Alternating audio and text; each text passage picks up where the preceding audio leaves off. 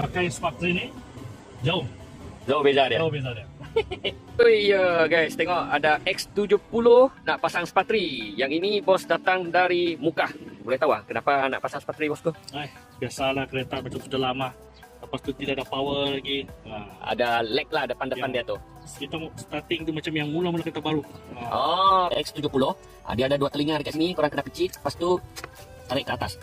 Simple saja. Korang sendiri pun boleh pasang. Sekarang lagi masuk dekat spatri macam ni. Main klik saja dan dia sudah sangkut lah. Dia hanya satu hala saja dapat masuk. Ni lagi cucuk balik dekat ori pedal dia. Dekat sini, ori pedal sini ya. Klik. Kena turun betul-betul. Ada bunyi klik tu. Dah siap lah. Kereta sudah hidup. Korang cek lah meter dia sini. Tak ada keluar apa-apa lamban logo check light engine dekat sini. Tak ada warning apa-apa. Maksudnya spatri ni memang sesuai untuk dia. Tidak ganggu tak perlu risau guys. Cukup-cukup lah pakai dekat 25 ke 35. Ini dah siap setting. Mestilah pergi test drive seperti biasa. Sudah ada rasa dia punya perubahan? Jauh berubah. Ini baru 25. So, kita sekarang ni adjust pergi 35. Bagi bos rasa macam mana dia punya 35 ni. Ya, macam kereta baru beli.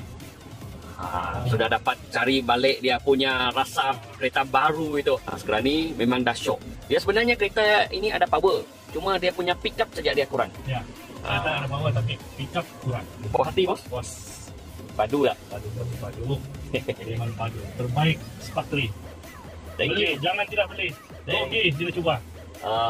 Guys, korang lihat lah. Ini bos yang rekomen bukan Jin yang cakap. Rugi tidak cuba. Tengok. Spark 3 sekali saja pasang terus dapat rasa dia. Terus dapat perubahan sudah. So korang sendiri kena cuba. Kalau tak cuba korang memang tak tahu. Itu saja yang Jim boleh bilang. Betul tak bos? Betul. Okey, itu saja. Thank you guys support.